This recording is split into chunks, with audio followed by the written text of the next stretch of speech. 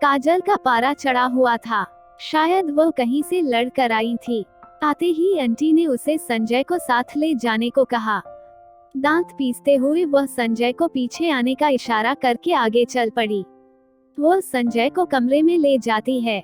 संजय कमरे में आकर बेड पर बैठ जाता है। काजल कमरे का दरवाजा बंद करते हुए बड़बड़ा रही है, क्या हमारे पास दिल नहीं होता? क्या हम सिर्फ जिस्म हैं?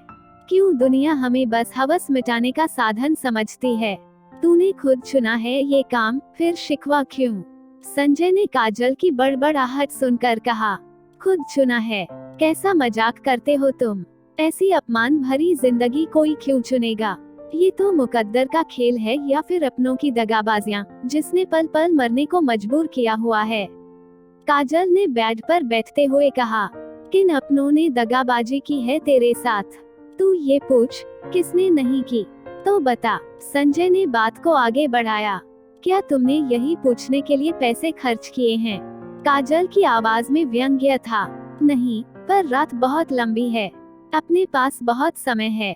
मैं तेरी बातें सुन भी सकता हूँ और अपने पैसों की कीमत वसूल भी कर सकता हूँ। पर तुझे क्यों जानना है ये सब? तू कोई पत्रकार तो नहीं। तू किस मकसद से आया है यहाँ? काजल ने सचेत होते हुए कहा। नहीं नहीं, तू डर मत, मैं कोई पत्रकार नहीं हूँ, न कोई जासूसी करना मेरा मकसद है। मैंने तो बस तेरी सुंदरता के चर्चे सुने थे। बस उसी सुंदरता का आनंद मनाने के मकसद से आया हूँ। फिर इस सुंदरता का लुत्फ क्यों नहीं उठाता? क्यों फालतू की बातों में उलझा हुआ है? सुंदरता का आनंद तो उठाना ही है, पर हम इंसान हैं, मशीन तो नहीं। बातों से थोड़ी जान पहचान हो जाएगी, फिर जिस्म का खेल आनंददायक हो जाएगा। तू बड़ा अजीब आदमी लगता है मुझे, काजल ने हंसते हुए कहा और तुरंत गंभीर होकर बोली, पर तू कहता सही है। काजल लंबी सांस छोड़ते हुए खड़ी हुई। मेज पर पड़े जग में से पानी का गिलास भरकर पानी पिया और फिर वापस बेड पर बैठते हुए बोली, पर हमें अब कोई आनंद नहीं आता। यहाँ आने वाले सब जल्दी में होते हैं। सब के सब भूखे, जिस्म के भूखे। आते ही टूट पड़ते हैं और भूख मिटाते ही फुर हो जाते हैं। किसी को आनंद आया या नहीं, कोई जिक्र नहीं करता। दरअसल किसी से इतना संपर्क ही कहाँ होता है हमारा। न हमें कोई जरूरत होती है, न सामने वाले के पास समय। इस धंधे में जब से आई हूँ तू मुझे मिला पहला व्यक्ति है जिसे कोई जल्दी नहीं। तूने पूरी रात के पैसे खर्चे हैं, जबकि लोग घंटे के पैसे देते हैं। पूरी रात के पैसे खर्च कर जब कोई हमें होटल लेकर जाता है, तो 5-6 आदमी तो होते ही हैं, भले ही हमें 2-3 कहा जाता है, पर हम आदी हो चुकी हैं इन बातों की। हमें पता होता है कि रात का मतलब है 8 घंटे और इस दौरान हमें जिस्म और रूह दोनों को छलनी करवाना होता है। तेरी बातें सुनकर मेरी नजरों में तेरी तस्वीर कुछ अलग तरह की बनती जा रही है। कैसी तस्वीर? पता नहीं, पर वह एक वेश्या की नहीं है। क्या तू मुझे अपना अतीत बता सकती है? हा हा हा, काजल बनावटी सी हंसी हंसती है। कुछ भी तो नहीं बताने लायक अब। बस आंटी का ये अड्डा ही मेरा अतीत, वर्तमान और भविष्य है। 5 साल से यहाँ पर हूँ। हर रात अपने जिस्म को हैवानों के आगे खुद को नोचवाने के लिए फेंकती हूँ। हवस के पुजारियों से अपना बलात्कार खुद करवाती हूँ। फिर तू यहाँ से चली क्यों नहीं जाती? ये रास्ता एक तरफा है। लड़कियाँ इस धंधे में आ सकती हैं, पर इस धंधे से बाहर जा नहीं सकती। तू कैसे आई इस धंधे में? बड़ा जिद्दी है। क्या ये पूछना जरूरी है? तू क्यों नहीं अपने पैसे वसूलता? क्यों मुझे भूला हुआ वक्त याद करवाने पर तुला हुआ है? संजय काजल को अपनी गोद में खींच लेता है और बड़े प्यार से उसकी पीठ सहलाते हुए कहता है, तुझे मेरे पैसों की इतनी चिंता क्यों है? चिंता न कर, जो यहाँ आया है वो ब्रह्मचारी तो होगा नहीं। मैं कीमत वसूल लूंगा, पर तुझे देखकर, तेरी बातें सुनकर लगता है कि तू अच्छे खानदान की लड़की है। तूने खुद ही कहा कि तेरे अपनों की दगाबाजियों के कारण तू यहाँ है। ये दुनिया है ही ऐसी। मैं जानना चाहता हूँ कि किस किस ने दगाबाजी की है तुझसे। क्या तू उनसे बदला लेगा? काजल ने जोर का ठहाका लगाते हुए कहा। नहीं, पर मेरी इच्छा है इसे जानने की। क्या करेगा जानकर? काजल फिर गंभीर हो गई। सबके अपने दगाबाजी करते हैं। कई बार दूसरों के अनुभव आपकी जिंदगी आसान बना देते हैं। मुझे कोई समाज सुधारक मत समझ लेना। मैं भी दुनिया के तमाम लोगों की तरह स्वार्थी हूँ। मैं भी अपनी भूख मिटा रहा हूँ। लोगों को सिर्फ जिस्मानी भूख होती है, जबकि मुझे जिस्म की भूख के साथ साथ मानसिक भूख भी है। मुझे दोनों मिटानी है। इसी कारण तेरे साथ बातें कर रहा हूँ, तुझे सवाल कर रहा हूँ, तुझे जानने की कोशिश कर रहा हूँ। तू बता, अपने लिए न सही, मेरे लिए ही। तू ऐसे समझ, कुछ कीमत मैं इस तरह से वसूलूंगा। काजल संजय के गले से लिपट जाती है। बड़े दिनों के बाद आज उसका जिस्म होश में आया है। आज वो खुद को संजय को सौंपने को खुशी खुशी तैयार है। संजय उसे प्यार से चूमता है, उसके बालों में हाथ घुमाता है, उसकी आंखों से आंखें मिलाता है। काजल की आंखों में आंसू भर आते हैं। संजय बड़े प्यार से उसकी आंखें पोंछता है। काजल अब अपना अतीत उसे सुनाने लगती है। वह कहती है, वह एक अच्छे परिवार की लड़की है। उसका दाखिला बढ़िया स्कूल में करवाया गया था, लेकिन उसके माँ बाप की आपस में बनती नहीं थी। कुछ समय बाद दोनों ने अलग अलग रहने का फैसला लिया। तलाक के बाद मेरी माँ ने दूसरी शादी कर ली। मैं अपनी माँ के साथ नए घर आ गई। यहाँ भी मेरा दाखिला बढ़िया स्कूल में करवाया गया। शुरू में सब ठीक रहा, लेकिन मेरे हुस्न ने मुझे बर्बाद कर दिया। मेरी चढ़ती जवानी ने मेरे सौतेले पिता की नीयत खराब कर दी। मौका पाकर वह मेरी इज्जत लूट लेता है। कच्ची कली को खिलने से पहले ही मसल दिया जाता है। मुझे बाली उम्र में ही जिंदगी का कड़वा घूंट भरना पड़ता है।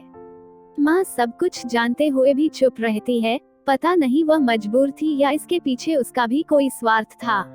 हाँ, अब वो मेरी शादी जल्दी करवाने की फिराक में थी। सौतेले पिता को इस बात में कोई दिलचस्पी नहीं थी।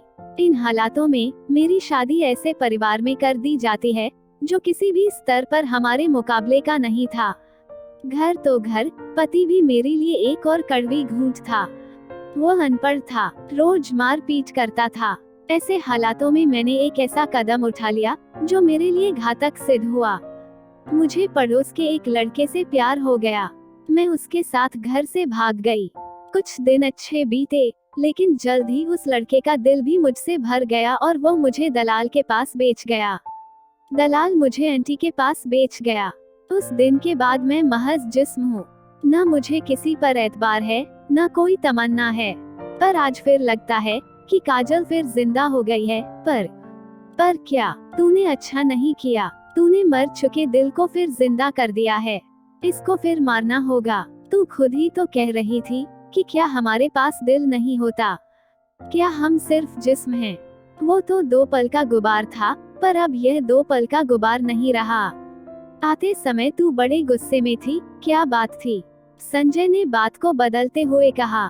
मैंने बताया तो है कि जब कोई हमें होटल लेकर जाता है तो कहा जाता है कि 2-3 आदमी हैं और अक्सर इससे ज्यादा ही होते हैं। वैसे यह सामान्य बात है, पर आज वहशियत की हद हो गई। आज सारा दिन मैं होटल में एक अमीरजादे और उसके 5 दोस्तों की भूख मिटा रही थी। उन सभी ने जवानी में कदम रखा ही था और वे फिल्मों से प्राप्त अनुभवों को मुझ पर आजमा रहे थे। बड़ी मुश्किल से मुकर्रर वक्त पूरा करके आई थी। आते ही पता चला कि पूरी रात बुक है। उस पल तो यह लगा था कि रात को भी सोना नसीब नहीं होगा, पर अब लगता है कि ऐसी रात का जागरण तो मैं रोज कर सकती हूँ। यह तो सुहागरात है। सुहागरात? संजय ने हैरान होकर पूछा। आज पहली बार किसी ने मेरे दिल की बात को सुना है, मेरे दर्द को समझा है। जिस रात में ऐसा प्यार मिले वो सुहागरात नहीं तो और क्या है।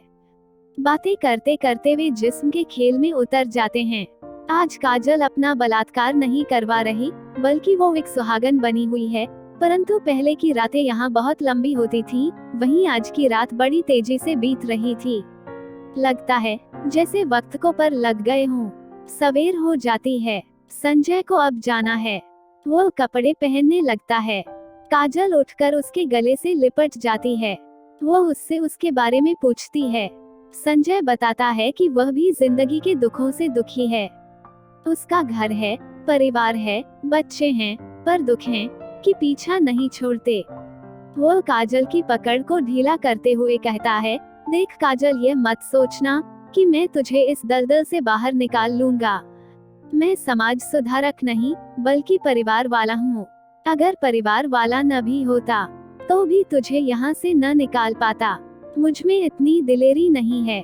काजल फिर जोर से गले से लिपट जाती है और कहती है, मुझे अब इस दलदल से बाहर निकलना भी नहीं। बाहर कौन सा समतल मैदान है, बाहर भी तो दलदल ही है। क्या भरोसा है कि आगे धोखे नहीं मिलेंगे। मैं अब इस दलदल की आदी हो चुकी हूँ, बस एक ही इल्तिजा है, काजल ने मिन्नत करते हुए संजय से कहा। संजय इस बात को सुनते ही भीतर तक कांप उठा।